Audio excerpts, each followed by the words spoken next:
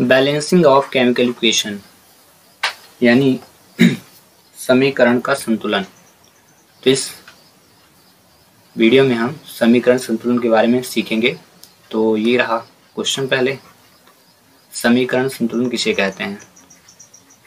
समीकरण संतुलन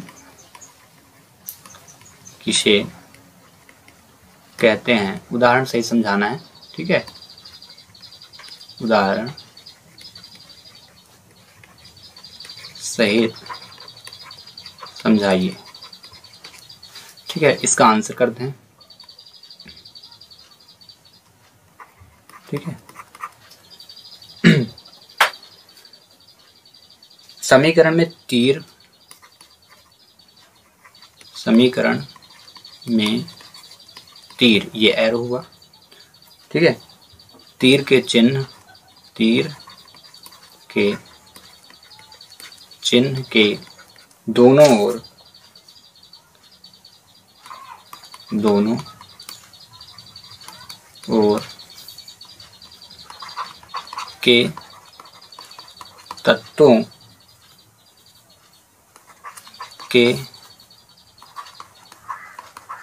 परमाणुओं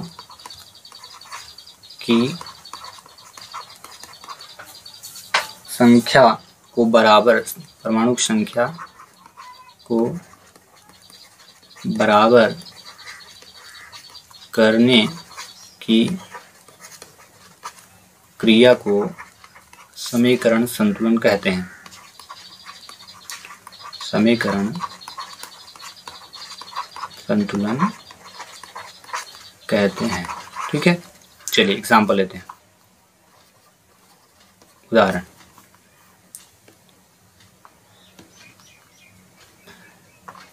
एग्जाम्पल में Mg प्लस O2, ठीक है। तो यहाँ लिख दिया MgO। अब यहाँ पे इसको हम चेक करेंगे संतुलन में है कि नहीं। तो देखो यहाँ मैग्नीशियम अकेला दिख रहा है, ऑक्सीजन के 2 अणु हैं। यहाँ पे मैग्नीशियम अकेला है और ऑक्सीजन के 1 अणु है, ठीक है। ये भी अकेला, ये भी अकेला, ठीक है। तो 1 1 2 और ये 2 1 3 हो गया, ठीक है। तो इक्वल तो नहीं है। तो यहाँ पे देखते हैं ज़्यादा कौन है। ऑक्सीजन ज़्यादा है ना, तो हम यहाँ 2 का गुणा करेंगे। 2 का गुणा किया तो ये हो गया 2 Mg अब प्लस 2 ऑक्सीजन, दोनों से गुणा होगा, ध्यान रखना। 2 का मतलब यह है कि ऑक्सीजन का भी है, मैग्नीशियम का। तो क्या हो गया 2 और 2, तो 2 2 कितना हो गया 4। अब इधर आते हैं, ऑक्सीजन कितना है 2 है, मैग्नीशियम अकेला है। तो हम क्या करते हैं, मैग्नीशियम में भी 2 का गुणा करते हैं। तो ये हो गया 2 और 2 और 2 कितना हुआ 4, ये इक्वल। तो दोनों साइड क्या हो गए इक्वल। और जब दोनों साइड इक्वल हो गया तो इसको हम करेक्टली अगर लिखना चाहें तो कैसे लिखेंगे, Mg 2 Mg प्लस O2, तो क्या हो गया समीकरण संतुलन 2MgO, ठीक है। इस प्रकार से समीकरण संतुलन होता है। कुछ इंपॉर्टेंट चीज़ें उनको नोट कर लें आप कि समीकरण संतुलित करते समय किन किन चीज़ों को आप ध्यान दें। देखिए, जब समीकरण आप संतुलित कर रहे हैं तो सबसे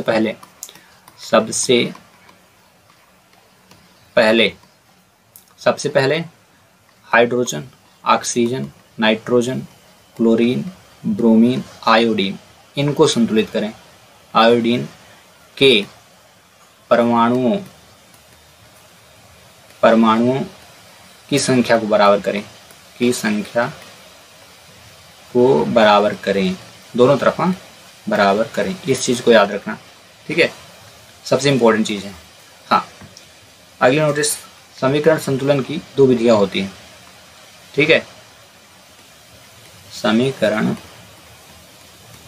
संतुलन की 2 विधि होती है। एक होती है अनुमान विधि,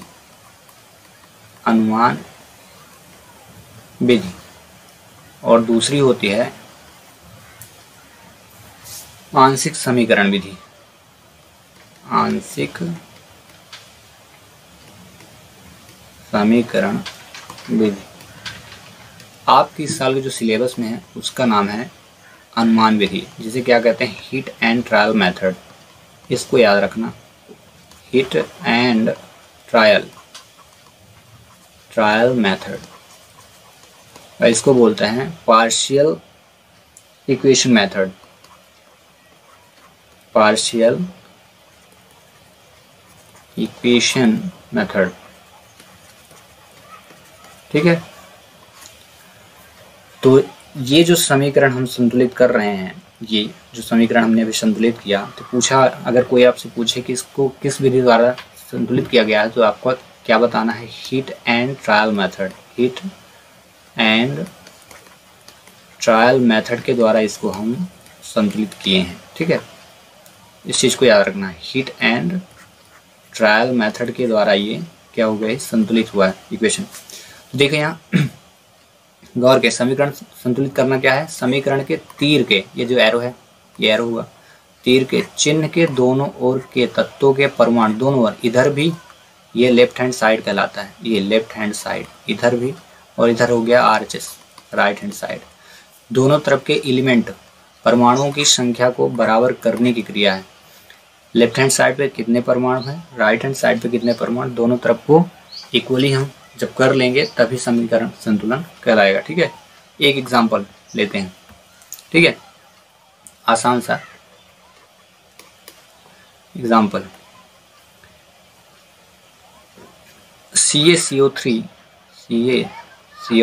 प्लस HCl, एरो लगा, इसके बाद लिखेंगे CaCl2 और प्लस H2O और प्लस हो जाएगा क्या?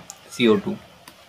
ये है इक्वेशन। तो देखो, इसको संतुलित करने के लिए हम काउंटिंग करते जाएंगे। ठीक है, शुरू से। यहाँ पे कैल्शियम 1 है, तो जब इधर कैल्शियम 1 है तो उधर भी वही होना चाहिए। बिल्कुल मिल गया, तो मतलब इसको हम चेंज नहीं करेंगे, दोनों ही करेक्ट हो गए। अब दूसरे एलिमेंट आते हैं कार्बन पे। कार्बन यहाँ 1 है, कार्बन कहाँ है? यहाँ पे 1 है, दोनों ही करेक्ट हैं, कोई दिक्कत नहीं, कार्बन भी राइट है। ठीक है, जिसमें इश्यू आएगा वो भर हम चेंज करेंगे। ऑक्सीजन कितने? यहाँ पे 3 है, यहाँ पे ऑक्सीजन कितने भाई? 1 ऑक्सीजन, ये 2, तो टोटल हो गया 3, तो ऑक्सीजन को भी हम चेंज नहीं करेंगे, ये भी करेक्ट है। अब आते हैं हाइड्रोजन पे। ठीक है, हाइड्रोजन 1 है यहाँ पे और यहाँ हाइड्रोजन 2 है, यही गड़बड़ हो गया। तो जब हाइड्रोजन यहाँ 2 है, यहाँ 1 है, तो यहाँ 2 का गुणा कर दीजिए, 2 का गुणा हुआ तो 2H हो गया। अब जैसे 2 का गुणा हुआ तो 2 हाइड्रोजन 2 क्लोरीन, तो जब 2 क्लोरीन इधर है तो यहाँ भी होना चाहिए बिल्कुल 2 क्लोरीन। ठीक है, तो इस प्रकार से इक्वेशन बिल्कुल करेक्ट है। अब इसको चेक करते हैं सही है कि नहीं। तो चलिए इनको परमाणुओं की संख्या गिनते हैं। तो calcium 1, carbon 1, oxygen 3, plus 2 hydrogen और 2 क्लोरीन। ठीक है, याद रखना इस चीज़ को, 2 का इंटू मतलब दोनों का है, हाइड्रोजन का भी क्लोरीन का भी। यहाँ पे कैल्शियम 1, क्लोरीन की संख्या कितनी हो गई? 2। ठीक है, यहाँ पे 2 लिखा हुआ है। यहाँ पे देखेंगे हाइड्रोजन 2 है, ऑक्सीजन 1, फिर कार्बन 1 है, ऑक्सीजन 2। अब दोनों तरफ ऐड करके चेक करते हैं, अगर इक्वल आएगा तो फिर ये संतुलन में है समीकरण, अदरवाइज नहीं है। तो 2 2 4 3 7 2 9, इधर आया 9, 2 1 3 2 5 1 6 3 9, दोनों तरफ इक्वल हुआ ना। और जब दोनों तरफ इक्वल हो गया तो इक्वेशन क्या हो गया? समीकरण जो है संतुलित है। तो इस चीज़ को याद रखें, समीकरण संतुलन किसे कहते हैं? कि किसी भी इक्वेशन, किसी भी समीकरण के तीर के दोनों ओर तत्वों की परमाणुओं की संख्या को बराबर करना समीकरण संतुलन कहलाता है। ठीक है, और इसको जो सिलेबस में इस साल के जो 10th NCERT के सिलेबस में वो क्या है? हीट एंड ट्रायल मेथड के द्वारा समीकरण को संतुलित किया जा रहा, और ये जो है आगे की क्लासेस में आप पढ़ने की मिलेगा। ठीक है, तो ये काफ़ी बार एग्जाम में आ चुका है कि समीकरण संतुलन करने की विधि का नाम क्या है, तो याद रखें, हीट एंड ट्रायल मेथड। ठीक है, अब कुछ समीकरण संतुलन से रिलेटेड कुछ क्वेश्चन जो है एक्सरसाइज में दिए उनको करें, अदरवाइज नहीं बनेगा तो आई विल एक्सप्लेन। ठीक ना।